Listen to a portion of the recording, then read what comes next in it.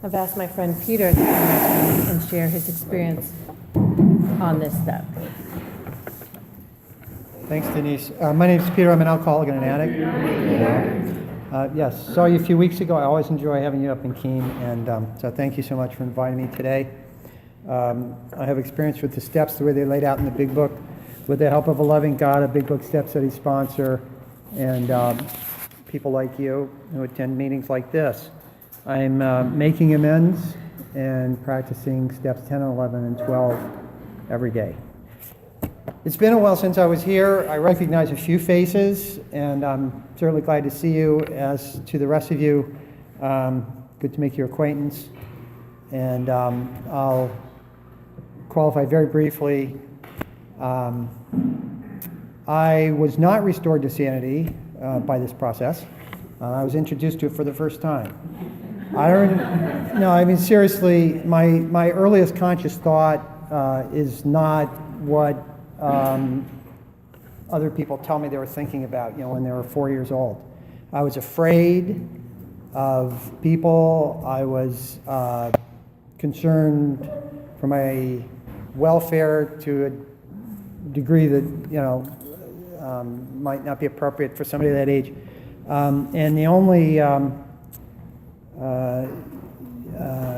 was a stranger to myself. I think, like other people just seemed pretty,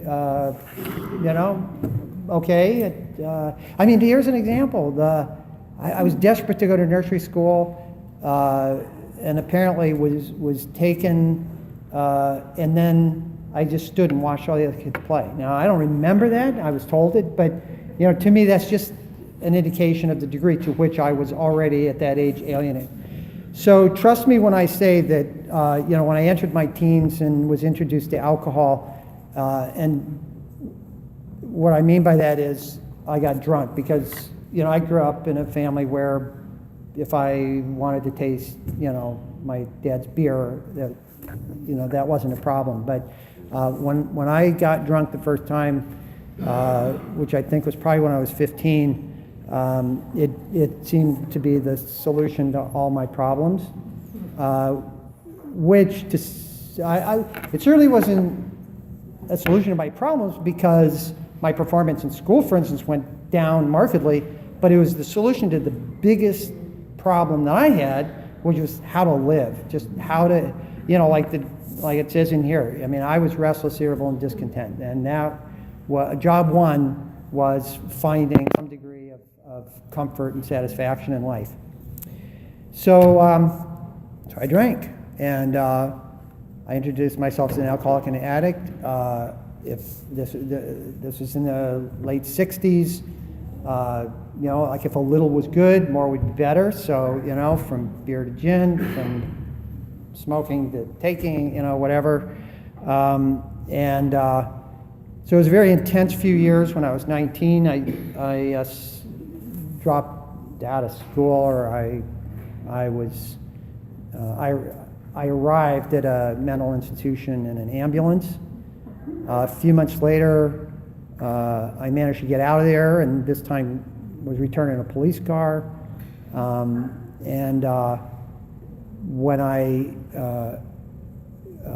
and this was so strange. I weighed 90 pounds. I was strung out. Like years later, when I got I said, like 7 years later, you can get your paperwork or whatever it is, and it said schizophrenia. So nothing about drugs or eating disorders or any of the other stuff that was so prominent and conspicuous. They didn't recognize it, but then neither did I. So I spent a few years dry, only to return to drinking until I was 35, and somebody, God bless them, 12-stepped me and introduced me to this magnificent program, which I'm so grateful to be a part of. So then I entered AA, and I got a sponsor, and then within a few years I was sponsoring other people. I didn't know what the hell was going on. If I was speaking, I would try to figure out something that I could say, maybe something I'd heard somebody else say that I thought would impress. I figured that, if I was eloquent, then, people would believe what I had to say and like me. I had read the book, but my home group was a 12-step meeting. I thought 12 by 12, 12 and 12 meeting, and I thought that's where how people did step work. And I guess the theory was that if I kept showing up somehow by osmosis, eventually the magic would happen and I'd be cured. But I went for a period of time dry, and in this reading today, which I'll get to in a minute, but there is a point where it refers to entire abstinence. And my experience has been that abstinence in itself is not enough. And again, having spent several years as a dry drunk, I can tell you that hitting a bottom is every bit as possible. Divorce, business problems, personal relationships. I at one point had, 6, 7, I think maybe 9, up to 9 employees. At one point, my office manager pointed out to me that every single, men and women, every single person employed there had cried on the couch as a result of something I had said or done. Not a likable guy. So it was that eventually I found my way back, and for a second time I can't take credit for. Again, it was somebody who intervened on my behalf and suggested that perhaps I needed help, and specifically, not at this point, not due to active alcoholism, but just for basically being an asshole. So I returned. I sought sponsorship, and I went to a couple of Big Book Step Study meetings, and I wrote a letter to one of the guys, a name I got down, from the Cape, guy named Bill. Anybody know him? Bill S.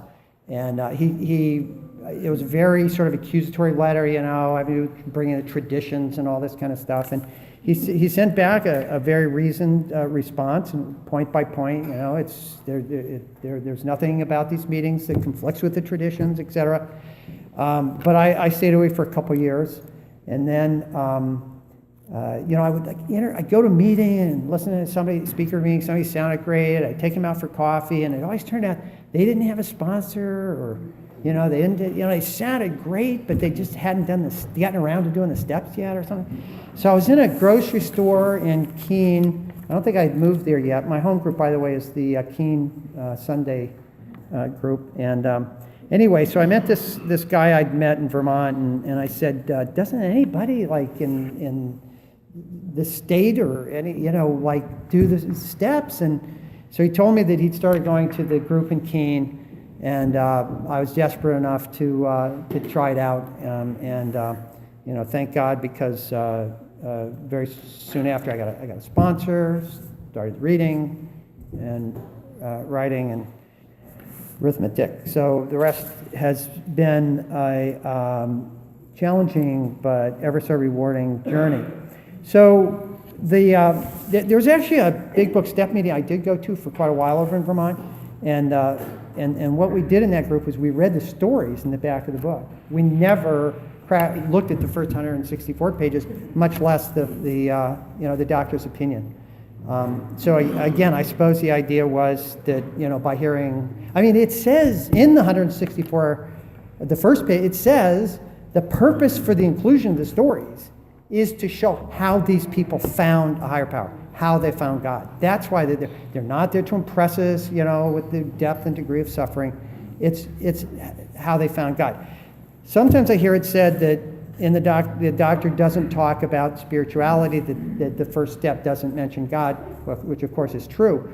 But Dr. Silkworth clearly appreciated the value of the spiritual aspect, and is very forthright in saying that he and his colleagues in the medical establishment were unable to effect a cure. And so he was amazed to have this because I'm sure he was a very caring person. I mean, for him, this was really an important development. So he speaks in here, about that. Well, so let me get to the book here. Other methods that failed entirely introduces, so the allergy, it's often said that alcoholism is a threefold disease. There's the physical part, the mental part, and the spiritual part. Many people experience difficulties in life, but even involving alcohol. But it seems to be that trifecta that is of sufficient magnitude to bring a person to their knees. Elsewhere, not in this book, but in the literature, it talks about the importance of hitting a bottom. And my take on that is that to the extent that I seek a solution, a mental solution to a spiritual problem, my mind is wholly inadequate for that purpose. So, I mean, I've got a decent mind, but I have a disease that is far more powerful than my mind. So I need a power greater than that disease, and that I will not find in myself, and I will not find it in another person. I'll find it only by returning to what I consider to be the foundation of life itself, which is, like, nobody enters into this world alone. Nobody enters this world without the animating principle, which is a mystery to this day to anyone of a purely scientific mind. It's a phenomenon that is outside the scope of material science. It's not to be found within the three dimensions. It can be seen always in the three-dimensional world, but only from the vantage point of the fourth dimension, which is not introduced here, I suppose, but later. So I'm sorry. I'll try to stick within the bounds. So the body of the alcoholic is quite as abnormal as his mind. So why is it that I can't have one drink, two drinks, six, whatever my quota that I believe will it is subject to management, that I can exercise some degree of control over? Well, interestingly, isn't it? So the mind isn't capable of dealing with this, but it turns out neither is the body. So now I'm doubly screwed.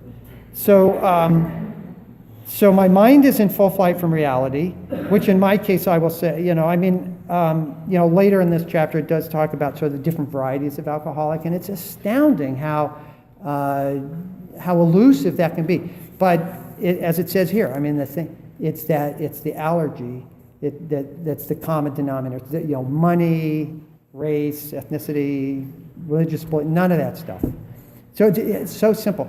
So interestingly, though, I know that even though I may have the body of an alcoholic, my body doesn't lie to me. It just does its job. It's like my body doesn't lie to me, doesn't lie to me. God doesn't lie to me. It's my mind. That's the little part, where all the lying takes place and all the deceit and so forth. So, but if I don't take that first drink, then I'm not going to be subject to the path that it will take me down. So an allergy, so then we're introduced to the idea that this solution must exist on a spiritual as well as altruistic plane. So it mentions altruism a couple times here. I don't have my dictionary with me and I didn't write it in here, but my understanding is altruism in this case has to do with the interactive part of giving it away. That's, it's effectively giving it away. Kind of like tithing in a way. It's giving back. So then we see moral psychology, which again is mentioned on several occasions. I'm not sure. I don't hear that phrase so much these days, but at the time, I wasn't there, so I can't really say for sure, but it's like, so what kinds of psychology are there other than morals? I guess would be my question. Like, I'm not really sure. But I think the point is emphasizing behavioral, like appropriate behavior based on some kind of moral sense, which apparently, lacking in, see, here too, like, so many people I know today in the halls of AA, I regard as being very highly ethical, moral people. And then I hear things they did, and it's like, it's hard to believe. It's hard to believe. But, I'm embarking on making some financial amends. One was for stealing records. Yeah, I worked in a record store back in 1969, I think it was. And, I got fired for that. And, I can't say I specifically drank over that. But I can tell you, in sobriety, it's like stealing stuff still kind of bugs me, because I have to reconcile. I'm that person, Like, I didn't change into a different person between the time I was 17 and today. So somehow I have to reconcile that. I can't really do that just based on what I know. When I make an amendment, I don't know about other people here, but I'm way out of league here. But let me just finish the sentence. Like, making amends, like, it's never a zero-sum outcome. It's like there's always a surprise. There's always a benefit, a gift. In God's universe, there's no such thing as like breaking even. It's either I'm in the problem or I'm in the solution. I'm either gaining ground or losing ground. So again, the power which pulls chronic alcoholics back from the gates of death. And I know in my case, and I'm sure for many of you here, that is very much the case. Family members have told me, my parents, both dead now, told me they thought I was dead. They just, it was, that waiting for the phone call, whatever. So it's not an exaggeration to say that I and others of us have been drawn back from the gates of death. There's some, the phenomenon of craving, again, the physical part, the failure of our reliance upon things human. I'm sure many of you have heard this before. Winston Churchill said something like, you can always count on the United States to do the right thing after they've exhausted all their possibilities. And, I think that, what alcoholic hasn't tried every possible form of remedy other than, giving up the bottle first. So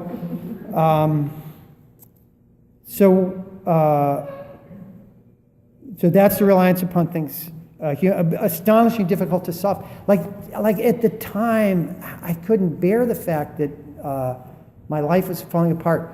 I'm working with somebody right now who recently relapsed, and I'm getting these long texts, like, I don't know, they're Cokefield or what, but they're these texts about just how astonishing, not using these words, how astonishing difficult his life is, and I was just talking to my sponsor this morning about the fact that having been through this process, like, I can't see everything at all, but I can see that the sunlight of the Spirit is cast on everybody, and yet you see people just walking around in a dark cloud. It's like it's like one of those cartoons where it's only raining on like one guy. It's like, no, seriously, it's sort of like, look, the sunlight's there, but I've tried. There's nothing I can say. It's like the only thing I can do is sort of say, look, do this work, because this is.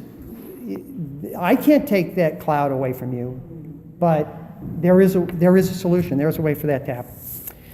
And by the way, which has to have depth and weight. And who is it that God has chosen to deliver the message with depth and weight? Those of us, like a bunch of failures. Though, isn't it ironic that it's not the well-educated, it's not the golden child. It's those of us who've been there, who've hit a bottom, We're the ones that are qualified. I mean, this guy I'm talking about, he's like a PhD candidate. He's way smarter than I am, but he's got a problem he can't solve. I've been given a solution. So simple as that. Able to tell the truth from the false. This paragraph it has so much. I mean, I still can't. I can't tell the difference between false often. In fact, it's amazing the degree to which my sponsor can very clearly see what's wrong with me. And frankly, I can see, no, but I mean, seriously, like when I'm working with somebody else, I mean, the burden of, relief from the burden itself. I mean, there's this self-blinding quality. And again, I think that's God-given because, what if we didn't need that? Then what would we do? We could all go off, on our own. But as it is, we need each other. We very much need each other. We must undergo an entire psychic change.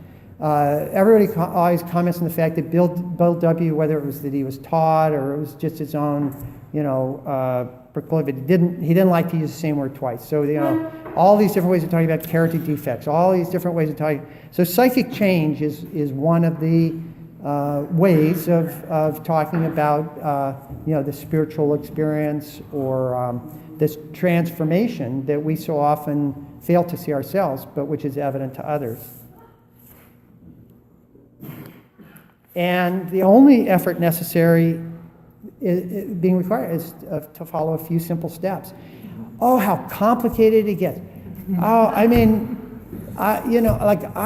chased God for years. I had like some kind of, I had a schizophrenic experience, which I took to have been a spiritual one, and frankly, I still do, but it's like, I don't know, the difference between somebody who's mentally ill and somebody who's spiritually evolved may have less to do with the nature of the experience and more to do with how it's rendered or exercised in the world. So, that it wasn't enough to get me sober, so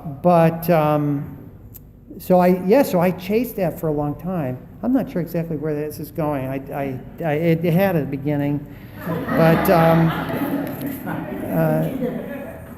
let's see. So I'll get back to it. Something more than a human power needed to produce the essential psychic change. Mental control. It is not a question of mental control. It has much more to do with the phenomenon of craving.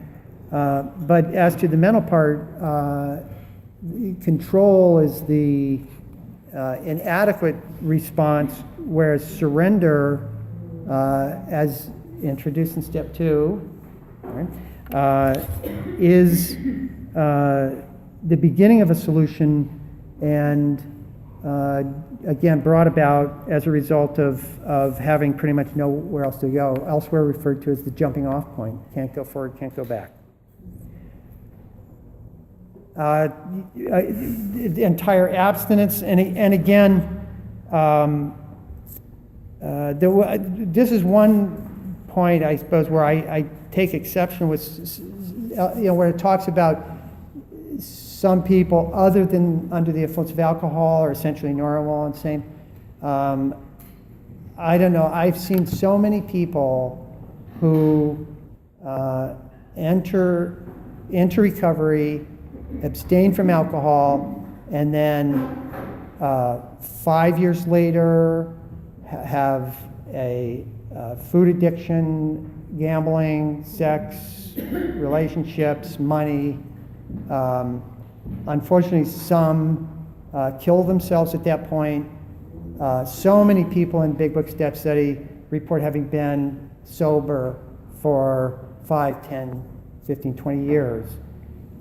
And so for me, sobriety is really kind of a razor's edge. On one side is relapse, and on the other side is mental torture that results from, it's like, why do we, it says in here, seeking relief. Why do I do it? It's pain medication. I drank for relief. When I stopped drinking, I wasn't better. I was every bit as sick. I just hadn't yet found treatment. So, for me, this program, the steps as laid out in the big book, this is the treatment. Yes, okay. Well, I'm not sure how we are on time, but I'll close by saying that this has been this program as it is laid out in the big book is everything needed to affect a spiritual experience. Since having completed this process, I have talked to many people, from devout Christians to practicing Buddhists, and I have heard nothing in this work that in any way conflicts with or contradicts anything that spiritual masters have been advocating since time immemorial. This is what I needed to, I read books, I studied with teachers, I didn't get it. Frankly, I didn't think white people could get it. So the fact that, it was a bunch of old fuddy-duddies, with a book that finally had the answer, to me, it's just one more example of God's sense of humor. Thank you all very much.